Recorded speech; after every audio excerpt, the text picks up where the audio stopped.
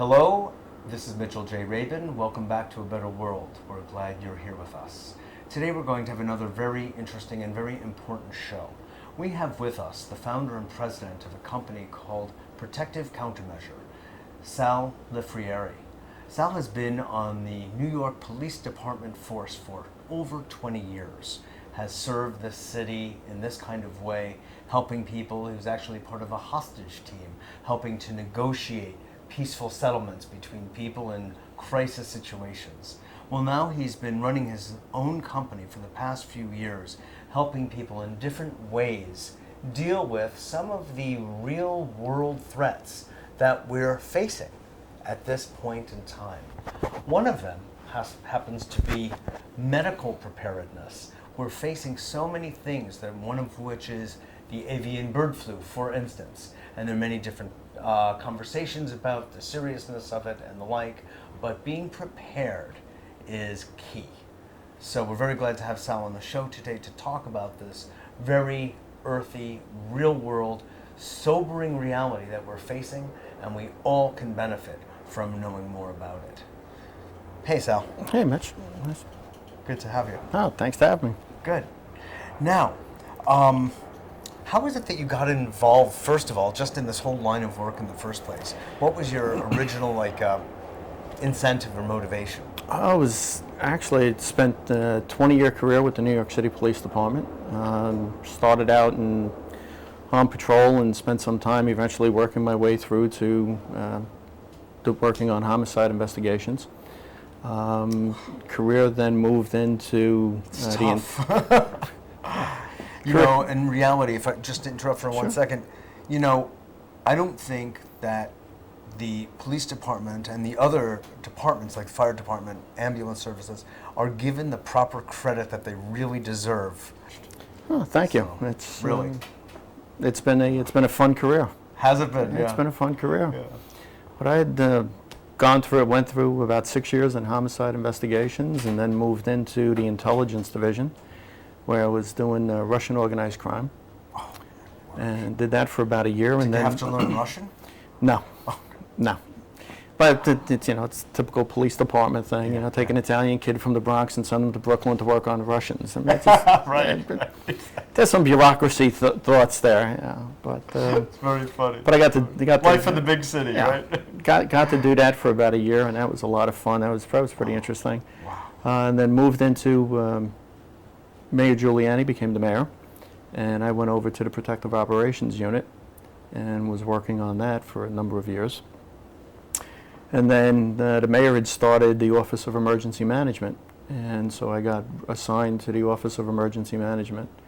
But now, with your company, you are traveling around the world involved in countermeasures and preparedness on some level. I'd like to focus, Sal, if we could, on the subject of preparedness, especially for Americans in general, but New Yorkers in particular. Mm-hmm.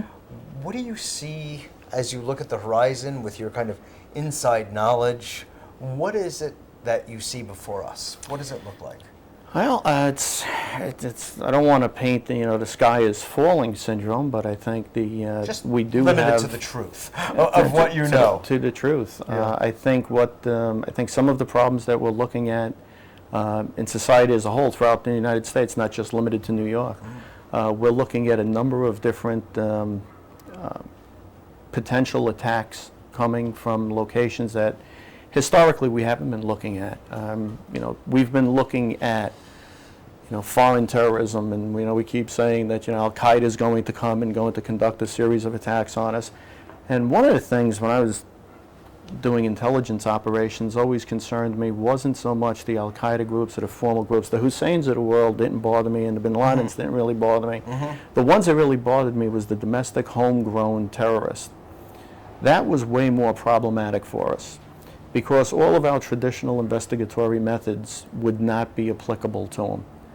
So the work that you're doing, Sal, has such an array of value for people in general, but now the Americans and especially New Yorkers, because we were talking before about Y2K as sort of a training ground for being prepared for any number of kinds of disasters that people are just not prepared for it. It's not in their mind. They are so used to just going to the store and getting what they need and having hospitals and everything available at their fingertips. Sure. But at a time of emergency, crisis, those services are no longer necessarily available.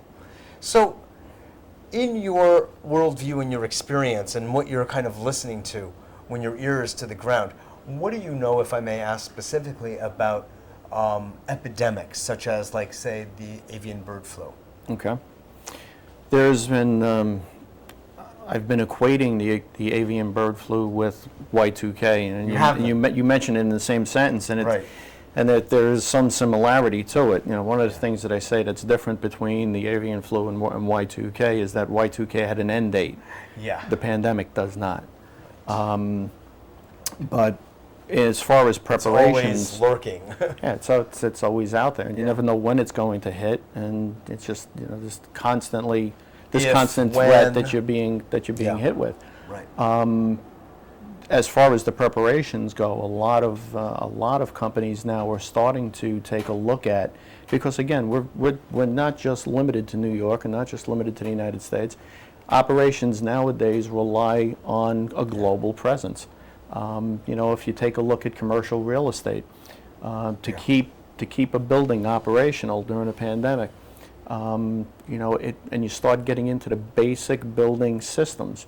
What we're looking at is, like, you know, things as simple as thermostats. Well, the resistors and the transistors that are going into the making of the thermostat is coming from Asia. And if they're hard hit with a pandemic and they're put themselves out of business or are unable to provide at the pace that we need, what you're going to find eventually is that companies are not going to be able to get the supplies that they need to make those parts, and then those parts are not going to be able to get brought to the suppliers who are going to be able to go to a building and fix the systems. So now you have air conditioning systems that'll be down, elevator systems. So you have those type of problems that you got to contend with. A lot of the larger firms now are starting to take a look at pandemic preparedness. We've been asked by a number of clients to take a look at those plans and help them and assist them in putting together some type of plan so that they can try and maintain operations, and that's really important for them. Now, do you have any sense from your research of what you feel is the seriousness or the time frame of the flu? Some people write it off and say, they talk about these things all the time, have a good immune system, stay strong, stay healthy, stay fit, and you'll be fine. And others say, watch it. There's certainly no vaccine, despite pharmaceutical grunts about it, and just, have a plan, because you're somewhat helpless in the face of it. Well, part of the problem that you have in your preparedness is that you don't know what we are really going to face.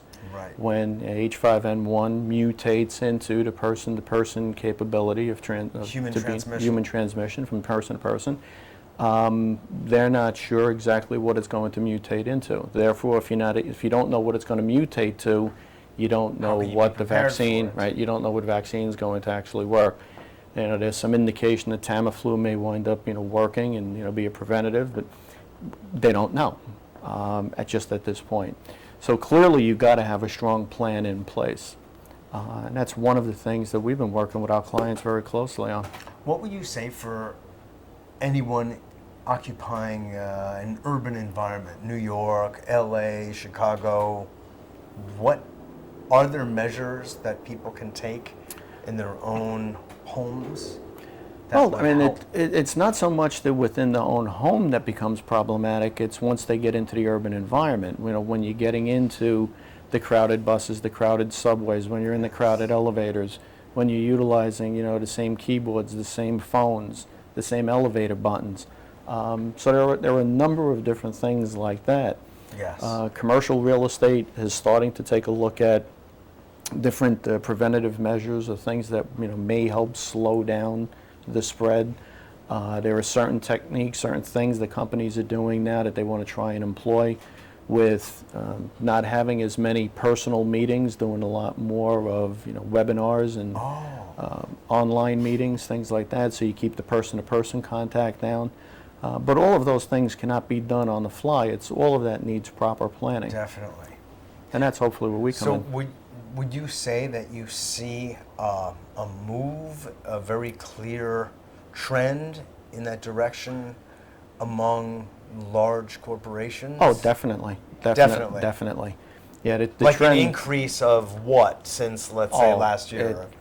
It's probably, doubling every year, and the amount of companies, recognizing the need to be prepared. For this in particular, for a Remember, medical epidemic? Well, not only just the medical epidemic, but of all the other potential things that we had. I mean, in New York specific, we just got over we looked at what happened in Mumbai with the train. Earlier, we looked at what had happened in Madrid. And we recognize that there's a potential attack scenario that could take place in our transportation system. So there's all of these issues that keep popping up. And you start looking at your planning potential and what you need and why you need it, and you recognize it. We all did the planning for Y2K, and it never really happened, but the planning process was begun. 9/11 proved the validity of having a plan in place. So all of the planning that we went through on Y2K was basically certified on 9/11. And that recognition is what's carrying us over from day to day now. Right. As you look, you see the preparation for the potential medical epidemics, bird flu, and who knows what else. SARS was only a couple of years ago. Sure. What about, how seriously do you see the corporate world or municipalities, because of your background, I'm sure you interface with them too, relating to global warming? Are they cognizing the reality of this, or are they still not quite on the map with that yet? I don't think it's on the map. I think when you look at the potential of scenarios that can be facing you, in your planning process, having a bomb go off on your subway is probably a lot more problematic to you than something that's in the short term. In the short term. We all agree global warming is a problem. And I don't think anyone would argue that issue. However, there are many who do, by the way, in very important places in government. But well, you always have to have two opinions, otherwise everybody would agree. But we agree on the ground. We agree on the ground that clearly, okay, it's an issue and it's something worth discussing. It's awfully hot in here, isn't it? But the problem that you have is, if from an emergency management perspective, if a bomb goes off on a train this afternoon, is a lot more problematic to me than some ice falling off a glacier. Both are problems, both recognize the problems, both have to be addressed. But if you have to deal with the life safety issues, the imminent life safety issues right away. You've got and a having hierarchy that plan. of the needs for preparedness and dealing with crisis, for crying out loud. And you run out of time in a day. There are only so many crises you can get to in a day. Exactly. What do you think is the way of neutralizing the real origins of these kinds of threats? Do you have any sense of that? You are an astute observer of human nature. You've been on the NYPD for 20 years. You're in your own firm. You go around the world teaching security in corporations to identify the subtlest of human behaviors. What is your sense of what might be provoking a certain level of terrorism, be it domestic or international? It's just a human being or group of human beings harming others en masse, right? What kind of perturbs that system, perhaps more now than in the past? Do you have what's your take on that? Oh, it's one of the problems that you run into, and we saw this during Y2K preparation, to look at, the different types of groups that were out there that, were potentially going to be disruptive. We were looking at, scores and scores of groups that, all had issues. And the part of the problem is just there's not one particular thing that you can really focus on. And I think part of that problem, part of that thinking, part of that theory, that process, is what's causing us the problem with Al-Qaeda. Today, we look at Al-Qaeda as a clear-cut organization that we're watching. And the problem is Al-Qaeda is now becoming, in essence, a syndrome. We went in and took out the hierarchy of Al-Qaeda. Well, the people who believe in Al-Qaeda are still there. It's spread out around the world, and like a virus. Basically like a virus. And the problem is trying to, identify, the key low-level members. We put, and rightfully so, we put a lot of time, effort, and money into looking at them and trying to identify them. But at the same point, you have other groups that are out there that are looking to cause as much damage and are as capable as causing as much damage as they are. And the problem is, how do you identify what group you really want to go for? And again, you have limited resources, limited budget, limited amount of time. Where do you go after first? It's a problem. Sure. I'm looking at, I'm engaging you on the level of psychologist right now. What is the motivation for people to hurt each other? That, as a cop, I know you had to look at that because, we have our own usual explanations. Oh, because of this, because of that. Oh, he took money. But there's something underneath all of this that makes human beings want to hurt each other. Not all human beings, and certainly not all the time. God knows, and God, thank God. But what we have is a world full of violence, Clearly there are certain triggers that get people, going. Religious beliefs is one. The belief that your religion is better than the next person's religion. Yeah, right.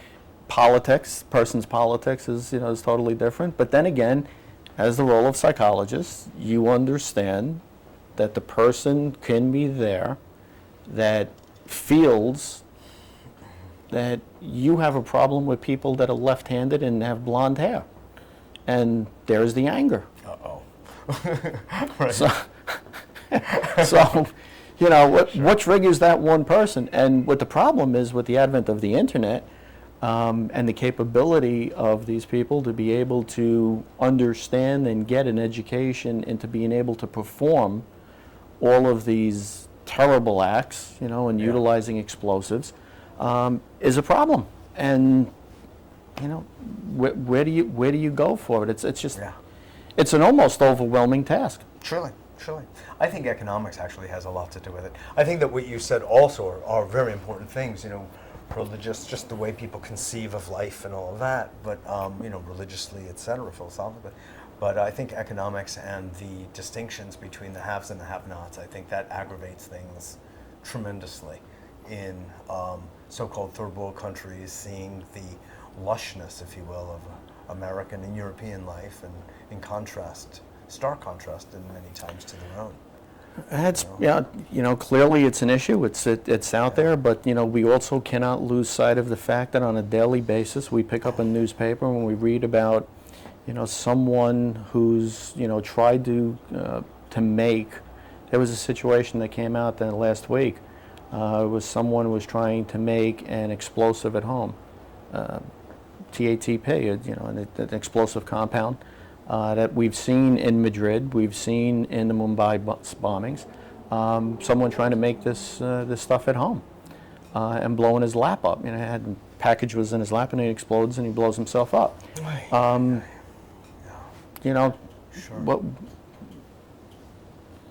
There's not a person sitting in a third world country, saying, yes. there's a have and the haves not. There's a guy there's a have living in the United States who's blowing himself up. So exactly. It's an overwhelming problem. It really is. The key is going to be what's the response to all of this, True. And how does the average American, how does the average person living in the world deal with this and be able to respond to it? That's an and keep track of it. What's going on. So I want to bring it back around. I'm glad you said this because maybe it could be good for our audience to have whatever sense. The inside, I like to think that you have some kind of inside track. You've been around and inside so many kind of quiet corridors, if you will. What is it that you feel the American people should know about sort of, you've got your thumb on the pulse. Mm-hmm. What is it that we should know about what is cooking with our own governments, or with, as I brought up the bird flu, about Sure. what do you really sense is going on I that think we should know about, and how can we be prepared? I think one of the things that the public in general needs to do is to become more informed. About what? About what's going on around them. What's going on around them. What are the issues that are facing us today? What are the real key problems? Geopolitically, for instance? Or? It could be, that's your topic. It could be geopolitically, it could be, religiously, it could be whatever. I see, okay. Whatever hits you, but, read a newspaper and see what's going on. What are the real issues that we have? Is it bird flu? Is it geopolitical? Do you really feel, that brings up a whole other very difficult topic, Sal, which is what is the relationship between reality and what we read in these newspapers they have their own vested interests? Well, it's a bomb going off in Mumbai, blowing up on 6 subway stations at the same time. That's right. That'll be in most every newspaper. That's going to be in almost every newspaper. But it's there and it's available. Right. And if you want to read in just you want to become aware of things that are going on in one particular arena, that's fine. But if you can get a generalized overview of what's happening in the world, the real key thing that I think is important is that people should be able to take a look at what's going on around the world and make the decision for themselves. Don't wait for the government to come down and tell you what the next great threat is. You should be able to, you don't have to be a detective to be able to realize that if there's a bombing in Mumbai on a train station, and there was simultaneous attacks, that this may happen, in New York City, and this may happen in Chicago, this may happen in Boston.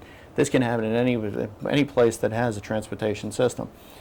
Should be able to figure that out ahead of time. And then the question you have to ask yourself is, am I prepared? And how will I respond to this? So it's, if anything, it's getting away from that dependence upon the government. Yes. And saying, okay, now what do I do? Take the matter into your own hand as far as your preparedness. The only way you're going to know how to be prepared is to be able to have that information at your fingertips and to be able to deal with it. Now, we're currently just working on it. In about 2 days, we're going to be announcing a brand new website that's called Use My EOC. Oh, yes. And what that's going to do is give the public the capability to log onto our site and to actually have the capability of sitting in a command center and taking the same type of information that you would have in an emergency operations center that you can have on your computer. And your site will generate the information? We'll generate the information. We'll give them... So as you receive, let's say there's a particular crisis really at hand. Well, here would be a great example. Yeah. A number of years back when I was in emergency management, it was where we originally thought of this, was recognizing the need. With everything that's going on in Israel right now, talk about locally, talk about New York. New York City has the second largest Jewish population outside of Tel Aviv. Yeah. With everything that's going on, there's this great need for the local population to be in touch with, possibly through the embassy, what are the victims, what's going on over there, what's the current situation. Well, what we're allowing people to do with this website is for them to be able to be in an emergency operations center, hence the name Use My EOC. And what they'll be able to do is go to the website and be able to establish a dialogue through an active blog with other people that are around the world. So if they're looking for someone, they can put a note out, they can put information out. They'll have feeds from the press, so they'll actually see pictures coming in from feeds from like CNN or MSNBC. So you're going to be filling people with current moment-to-moment information of what's going on in the world right then and there, and give them the opportunity to be able to not only understand and see what's going on around the world, but give them a voice as part of it.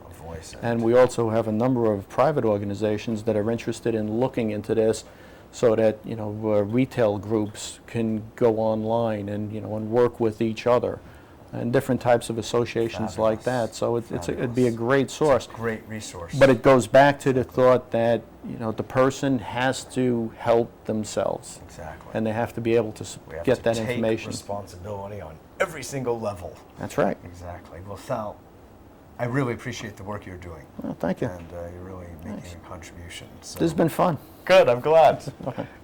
Glad you were here. Thanks. This is Mitchell J. Rabin for A Better World. Thanks so much for joining us, and I look forward to seeing you all next week.